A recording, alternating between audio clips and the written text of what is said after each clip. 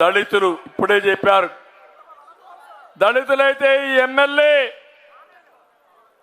ఏదైతే అందరూ భోంచేసే ప్లేట్ పైన అంబేద్కర్ ఫోటో వేసి అంబేద్కర్ అవమానం చేశారు. అవునా కాదా? అంబేద్కర్ కోనసీమ జిల్లాలో అంబేద్కర్ కి అవమానం జరిగింది. అవునా కాదా?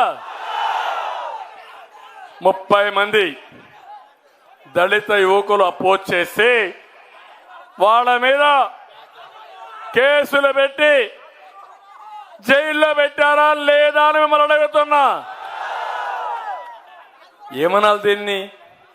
ఇంకో పక్క ఒక ఎమ్మెల్సీ డ్రైవర్ని అనంతబాబు డ్రైవర్ సుబ్రహ్మణ్యాన్ని చంపేసి డోర్ డెలివరీ ఇచ్చాడంటే ఎక్కడికి పోతున్నారని అడుగుతున్నా.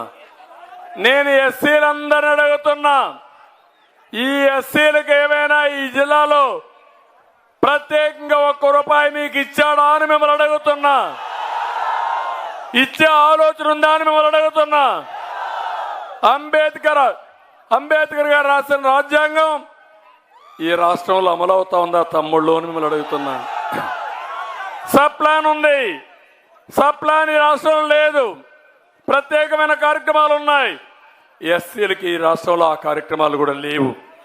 అందుకే మీ అందరికీ హామీ ఇస్తున్నా, మళ్ళీ ఎస్సీల కోసం సబ్ ప్లాన్ అమలు చేస్తాం. మిమ్మల్ని ప్రత్యేకంగా పైకి తీసుకొచ్చే బాధ్యత మాది. ఇక్కడే ఇంకొక విషయం కూడా చెప్తున్నా. ఇక్కడ 3 ఎమ్మెల్యేలు 1 ఎంపీ ఉంటే అందరికి కూడా మనం మాల సామాజిక వర్గానికి ఎక్కడ ఇచ్చాం. నన్ను లాస్ట్ టైం కూడా అడిగారు.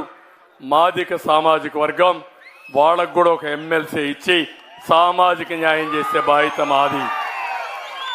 అదే మరి ఈ జిల్లాలో శెట్టి బలిజలు ఎక్కువ ఉన్నారు. అందుకే పాలిట్ బ్యూరో కూడా ఇచ్చాం, ఎమ్మెల్యే ఇచ్చాం. మళ్ళీ చెప్తున్నా, వాళ్ళకు తగిన ప్రాధాన్యత ఇచ్చే బాధ్యత, అన్ని విధాలుగా వాళ్ళని అభివృద్ధి చేసే బాధ్యత. వెనుకబడిన వర్గాలకు తెలుగుదేశం పార్టీకి కంచుకోట. ఇప్పుడు పవన్ కళ్యాణ్ గారు వచ్చారు, ఇద్దరం కూడా ముందుకెళ్తాం. అందరికీ న్యాయం చేసే బాధ్యత మాది. అదే మరి వెనుకబడిన వర్గాలకి సమాజంలో ప్రత్యేకమైన గుర్తింపు తీసుకొచ్చి మిగిలిన వర్గాల్లో కూడా పేదవాళ్ళు ఎక్కడుంటే వాళ్ళందరికీ న్యాయం చేపిస్తానని చెప్పి కూడా నేను మీకు తెలియజేస్తున్నా. ఇంకో పక్కన ఈరోజు ఒక విషయం మీరు గుర్తుపెట్టుకోవాలి. మైనారిటీలకు ఇచ్చే రంజాన్ తోఫా దుల్హాన్ పూర్తిగా ఎత్తేసి నా మైనారిటీస్ అంటాడు.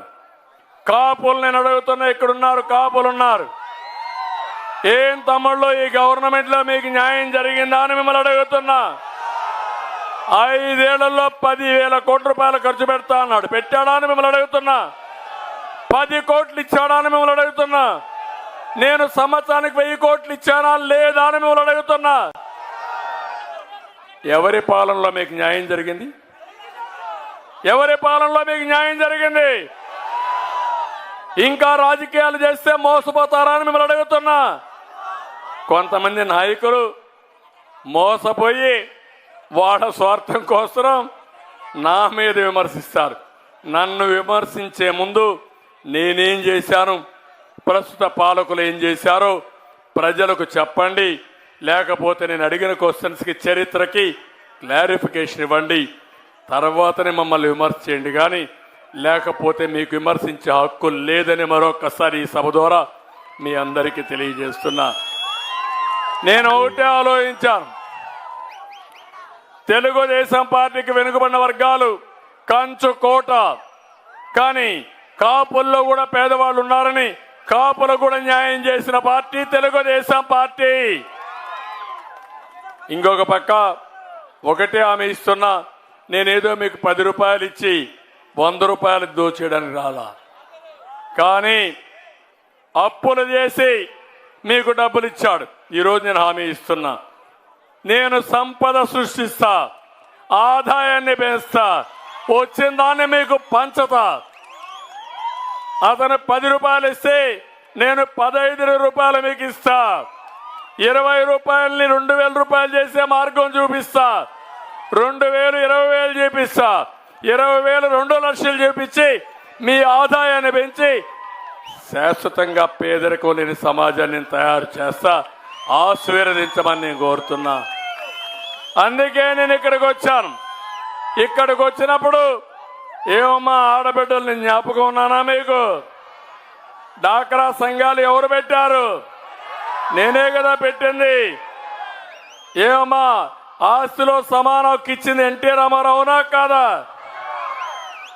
ఇంకో పక్క మీకు స్థానిక సంస్థలో రిజర్వేషన్ పెట్టిన ఎన్టీ రామారావు అవునా కాదా?